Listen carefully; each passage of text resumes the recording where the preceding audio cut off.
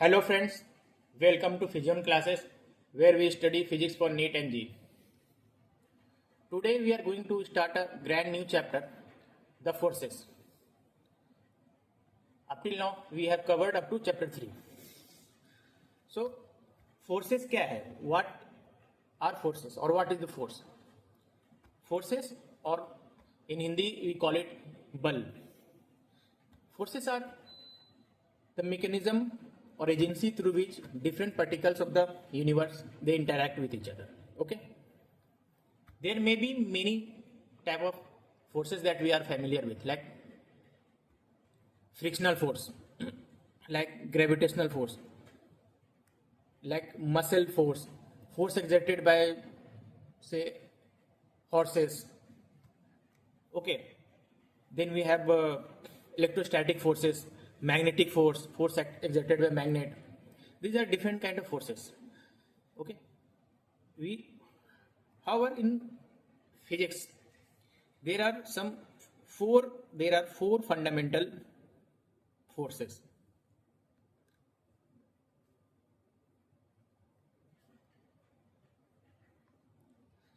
In which all the known forces can be grouped into. जितना भी force है universe में उसको चार फंडामेंटल फोर्स उसमें ग्रुपिंग की जा सकती है, यानी चार फंडामेंटल फोर्स ही यूनिवर्स में है.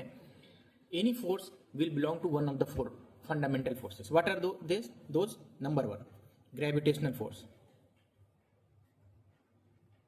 ये है ग्रेविटेशनल फोर्स. पहला, इट इज वेरी कॉमन और very widespread. We all are familiar with this force. हम लोग सबको पता है ग्रेविटेशनल फोर्स के बारे में. We all have experienced it. The reason कोई बॉडी अर्थ की तरफ अट्रैक्ट होता है, the reason why earth revolve around sun, it is because of gravitational force. Second is electromagnetic force.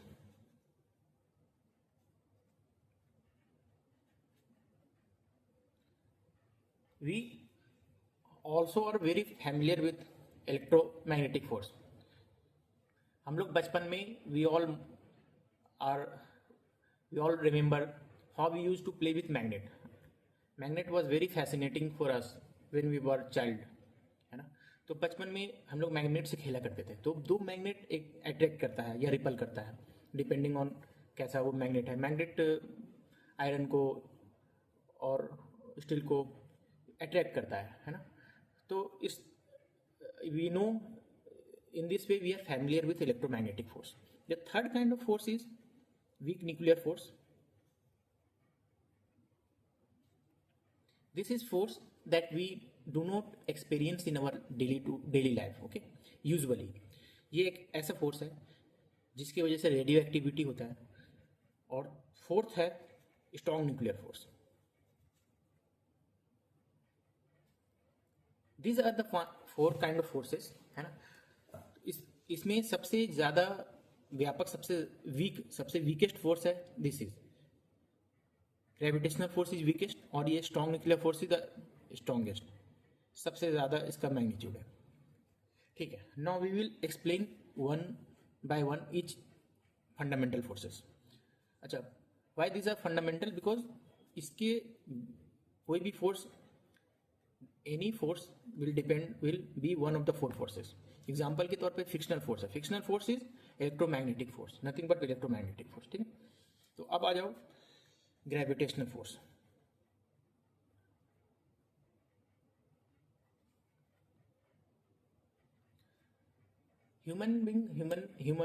humans have always been aware of this gravitational force कि कोई भी चीज अर्थ अपने तरफ खींचता है. ये लोगों को ये पता था हमेशा से. ठीक है, इट वॉज न्यूटन हु फॉर्मुलाइज्ड, थ्योराइज्ड और थ्योरी ऑफ ग्रेविटी. ठीक है, और न्यूटन ने बताया कि कोई भी दो gravitational force is a kind of force which exist because of the property of mass. As per Newton का कहना था कि कोई भी मास हो, दो पॉइंट मास हो of mass m1 and m2, ठीक है, सेपरेटेड बाय डिस्टेंस r, तो दोनों के बीच में एक अट्रैक्टिव फोर्स होगा जिसका वैल्यू होगा g into m1 into m2 upon R square, ठीक है। और ये g is a constant, universal constant, whose value is 6.67 into 10 to the power minus 11 newton metre square per kilogram, per square kilogram, ठीक है। तो ये एक उसने बताया न्यूटन के हिसाब से, this is the formula using which we can calculate exact value of attraction between two point. तो ग्रेविटेशनल फोर्स क्या है? एक ऐसा फोर्स जो दो मास, दो बॉडी, दो पार्टिकल जिसके पास मास है उसके बीच में ये एग्जिस्ट करेगा because of the property of मास, ठीक। तो अब हम लोग ऐसा तो कोई पार्टिकल हम लोग जानते नहीं है जिसके पास मास नहीं है। अंडर नॉर्मल सर्कमस्टांसेस सबके पास मास होता है, हर दो इंसान के बीच में एक इंसान के पास मास है, वी हैव 60 kg मास, या जो वेट है, या 70 kg या 50 kg, है ना। सिमिलरली कोई बॉल है उसके पास भी मास है, सिमिलरली एक एटम है उसके पास भी मास है, एक प्रोटॉन के पास भी मास है, न्यूट्रॉन के पास भी मास है, सिमिलरली स्टार के पास भी मास है, गैलेक्सी के पास भी मास है, और ब्लैक होल के पास भी मास है। तो इसका मतलब क्या है? ग्रेविटेशनल फोर्स इज यूनिवर्सल, यानी ग्रेविटेशनल फोर्स हर जगह एक्ट करेगा, हमेशा एक्ट करेगा। Under every circumstances gravitational force will act. It is long range, ठीक है, लॉन्ग रेंज। इसका रेंज बहुत ज़्यादा है। काहे ज़्यादा क्यों है? क्योंकि चाहे कितना भी डिस्टेंस हो, ये आर स्क्वायर, ये कितना भी, जितना भी डिस्टेंस हो दो मास के बीच में, ये कुछ ना कुछ तो फोर्स आएगा, और वो जो इतना भी फोर्स होगा वो फोर्स एक्ट करेगा, it will not be zero. तो इट इज यूनिवर्सल, हमेशा एक्ट करेगा। इट इज लॉन्ग रेंज, ठीक है, बहुत ही लॉन्ग रेंज पे एक्ट करता है। लेकिन इसके साथ पता है क्या एक और इसका प्रॉपर्टी, कि इट इज़ वेरी वीकेस्ट। मतलब ऐसा है कि 2 किलोग्राम का मास रख दो सेपरेटेड बाय 1 मीटर, तो देखोगे कि तुम उसके बीच में कितना न्यूटन आएगा, 6.67 इंटू 10 टू द पावर -11, यानी 1 किलो यहाँ रख दो, एक, तो ये वैल्यू आएगा। तो 2 पॉइंट मास जिसका 1 किलो वेट है और उसके बीच में 1 मीटर डिस्टेंस है, उसके बीच में कितना फोर्स होगा? Force of gravitation 6.67 into 10 to power minus newton, इतना -11 न्यूटन, इतना कम फोर्स लगेगा। तो इट इज वेरी वीक, इतना वीक है कि हम लोग कभी भी इसको फील नहीं करते, कभी पता नहीं चलता, but because of one property, it is always attractive. ये याद रखना, gravitational force is always under normal circumstances always attractive, ठीक है, ये हमेशा अट्रैक्टिव होगा। तो इसकी वजह से क्या होता है कि अट्रैक्टिव होता है, तो और फोर्स क्या है? Force is a vector quantity, तो ऐड ऑन कर जाता है, ठीक है, इसलिए हम लोग ग्रेविटी को फील करते हैं। वरना अगर वी विल सी कि इलेक्ट्रोमैग्नेटिक फोर्स क्या है, वो तो इससे ज़्यादा स्ट्रॉन्ग है, लेकिन वो अट्रैक्टिव भी हो सकता है, रिपल्सिव भी हो सकता है, इसलिए वो उतना वाइड स्प्रेड नहीं है। ग्रेविटी बहुत ही वाइड स्प्रेड है। ओके, ठीक है, तो ये हो गया।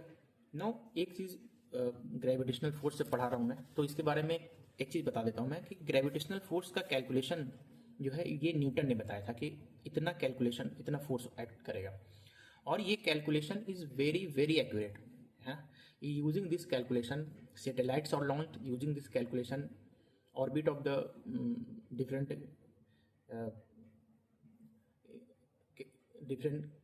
बॉडीज आर कैलकुलेटेड, और सब कुछ एग्जैक्टली सही कैलकुलेशन होता है। यानी हम लोग जो एक्सपेरिमेंट करते हैं तो उसमें कोई प्रॉब्लम नहीं आता है इस कैलकुलेशन को यूज़ करके।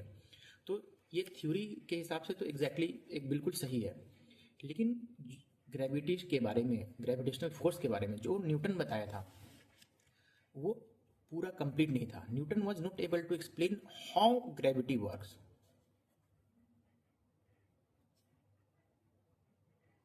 मतलब ग्रेविटी कैसे काम करता है।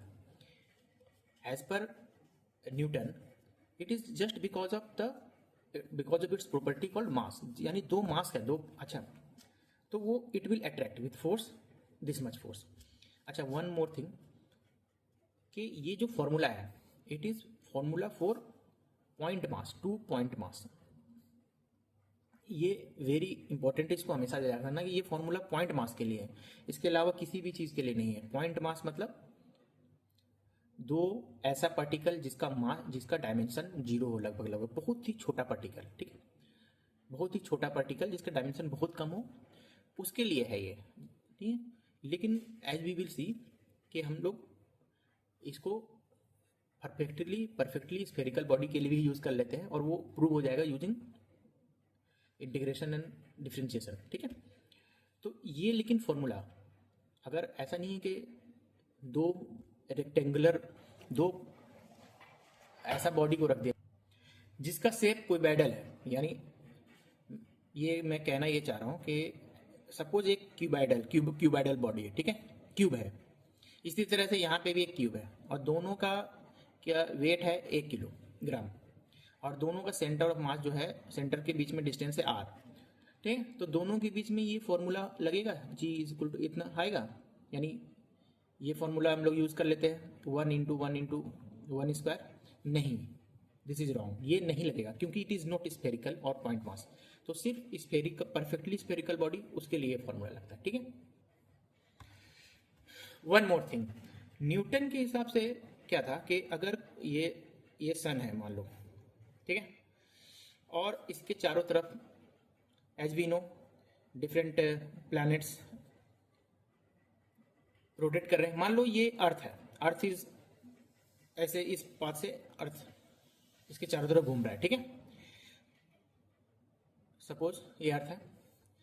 अब न्यूटन के हिसाब से, न्यूटन की थ्योरी ऑफ ग्रेविटी के हिसाब से था कि ये ग्रेविटी एक्ट्स इंस्टेंटेनियसली,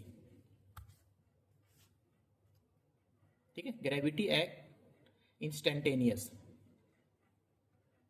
इसका मतलब है कि अगर हम लोग ऐसा इमेजिन करें कि सन को यहां से हटा देते हैं, एक ही इंस्टेंट पे, किसी भी इंस्टेंट पे सन को जस्ट इंस्टेंटेनियसली यहां से हटा देते हैं, रिमूव कर देते हैं, तो ग्रेविटी न्यूटन के हिसाब से जैसे ही ये सन यहाँ से हटेगा, gravity will cease to exist, यानी ग्रेविटी यहाँ पे एक्ट करना बंद कर देगा उसी मूवमेंट में, सेम मूवमेंट में, ठीक है।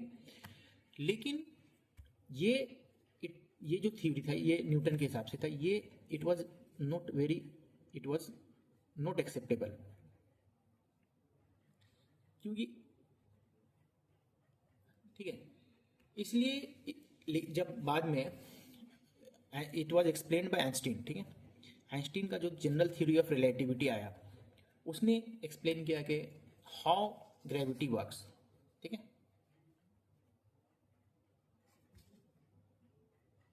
तो उसके जनरल थ्योरी ऑफ रिलेटिविटी के हिसाब से अगर सन को किसी भी स्टैंड में सन को यहाँ से हटा दिया जाए, इस जहाँ पे है, तो gravity at that moment gravity will not cease to exist, gravity काम करता रहेगा। कितना देर तक काम करता रहेगा? लगभग 8 मिनट 16 सेकंड तक, जितना देर सन रेज को सन से अर्थ में आने में लगता है, उतना देर तक तो ग्रेविटी रहेगा, उसके बाद खत्म हो जाएगा। यानी न्यूटन के हिसाब से था जैसे ही ये सन हटेगा इट विल फ्लाई ऑफ, लेकिन इसका एल्बर्ट आइंस्टीन का जो एक्सप्लेनेशन है वो है कि 8 मिनट 16 सेकंड तक तो ये काम ग्रेविटी एक्ट करता रहेगा, उसके बाद ये फ्लाई करेगा, ठीक है। This is the main difference between Newton का explanation about gravity and Einstein का explanation about gravity. So formula that we have is fantastic, कोई प्रॉब्लम नहीं है। प्रॉब्लम यही है कि एक्सप्लेनेशन नहीं हो पा रहा था, एक्सप्लेनेशन के how gravity works. How gravity works is given by Einstein, ठीक है।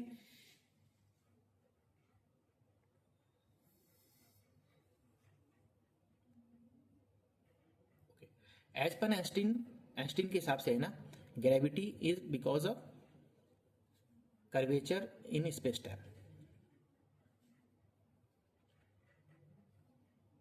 मास जो है, मास वार्प करता है स्पेस टाइम को। You don't need to know all these things, okay, so that's it, gravitational force के बारे में।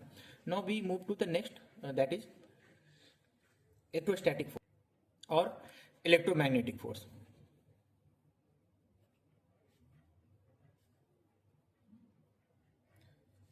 Particles also apart from mass के अलावा उसके पास एक और प्रॉपर्टी होता है, चार्ज का, ठीक है। And there are 2 kinds of charge in the universe, positive charge and negative charge, ठीक है। अच्छा, यहाँ पे पॉजिटिव नेगेटिव का कुछ भी ऐसा मत समझना कि कुछ पॉजिटिव चार्ज का मतलब है कुछ उसके पास एडिशनल है, नेगेटिव चार्ज का मतलब कुछ नहीं है, नहीं। There are only two kind of charge, उसको कन्वेंशनली पॉजिटिव और नेगेटिव कहा गया है और कुछ भी नहीं है, ठीक है। ओके, ठीक है। तो ये, अच्छा, ये electromagnetic force is because of charge. ये भी इसका जो फॉर्मूला दिया गया है कूलम लॉ के हिसाब से, वो भी it is very very similar to Newton's laws of gravity. 1/4 epsilon naught Q1 Q2 upon R square. जो दो चार्ज पॉइंट चार्ज है जिसका मैग्नीट्यूड Q1 और Q2 है, तो उसका इस फॉर्मूला से निकल जाएगा कितना फोर्स है दोनों के बीच में, ठीक है। It is very similar to laws of gravitation, जो ग्रेविटेशनल फोर्स था उसका फॉर्मूला था उससे वेरी वेरी सिमिलर, है ना। This force is also electromagnetic force is also long range just like gravity, ठीक है। वो वीक था, ये उतना वीक नहीं है, greater stronger than gravitational force. In fact ये बहुत ही स्ट्रांग है, मतलब कई 10 टू द पावर कई मैग्नीट्यूड में स्ट्रांग हो, वो मैं बताऊंगा बाद में रेंज सबका। It is much much stronger than gravitational force, लेकिन फिर भी हम लोग इसको ज़्यादा फील नहीं करते हैं, हम लोग फील करते हैं ग्रेविटी को, ठीक है। यानी एक एप्पल है, ठीक है, वो गिर रहा है, वो उसको रख दिया गया, फिर छोड़ दिया गया, तो वो अर्थ विल अट्रैक्ट इट, है ना, और अर्थ की तरफ मूव करेगा ड्यू टू ग्रेविटी। लेकिन इलेक्ट्रोमैग्नेटिक फोर्स उस पर ज़्यादा नहीं लगेगा, जबकि चार्ज जो एप्पल है उसमें भी चार्ज बहुत सारा है, और अर्थ है उसमें भी चार्ज बहुत सारा है। Why? We will understand, because it is both attractive and repulsive.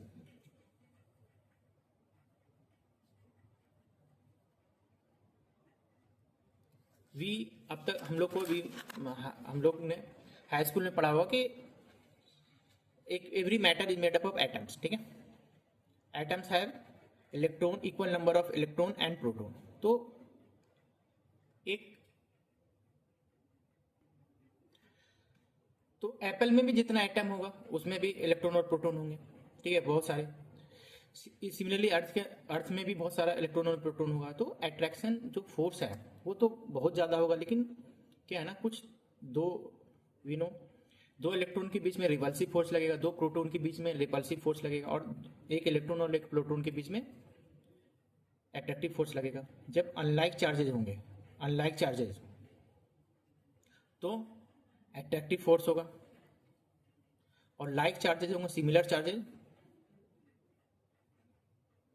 तो रिपल्सिव फोर्स होगा।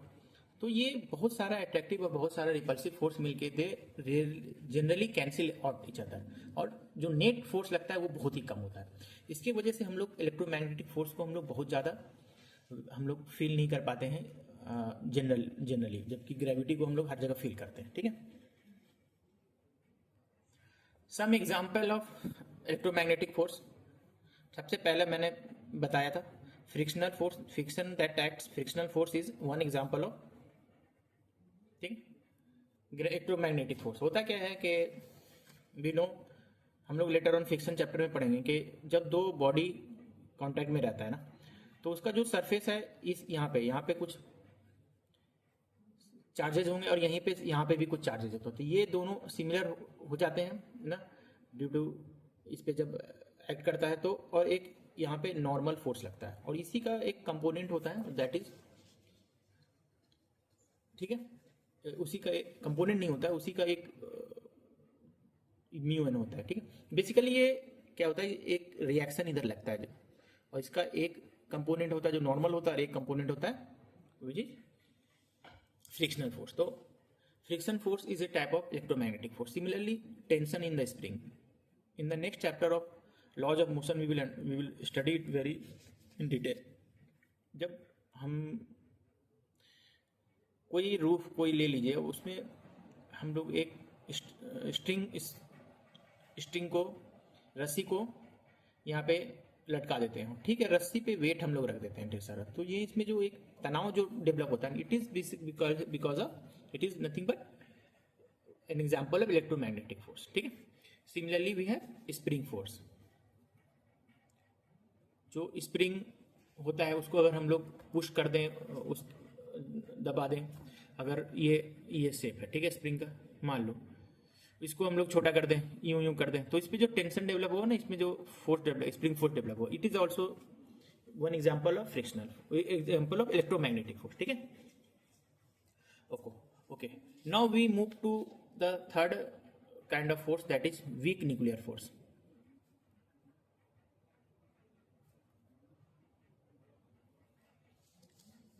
Weak nuclear force and strong nuclear force. Weak nuclear force is generally called weak force. Okay, weak force ही कहते हैं. Weak force is, they are, both of them are very short range. ठीक है, weak force and strong nuclear force, short range, बहुत ही short range होता है. ठीक है,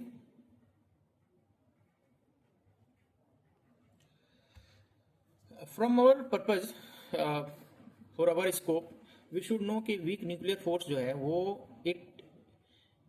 it is the cause of responsible for radioactivity.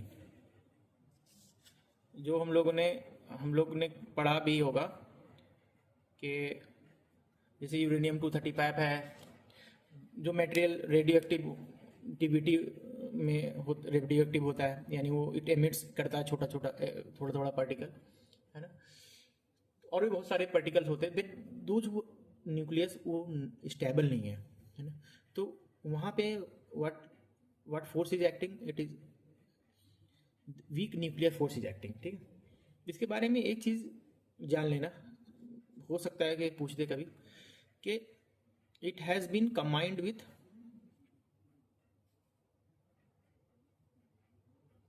Gravity, with electromagnetic force. ठीक है, electromagnetic force के साथ आप इसको कंबाइन कर दिया गया है 1967 में, दो scientist Abdul Salam and Steven Weinberg, और इसकी वजह से both of them got Nobel prize in 1979. ठीक है, इट वाज वीक फोर्स और इलेक्ट्रोमैग्नेटिक फोर्स को कंबाइन कर दिया गया. नाउ वी हैव मॉडल के हम लोग दोनों को एक साथ एक्सप्लेन कर सके. ठीक, ओके.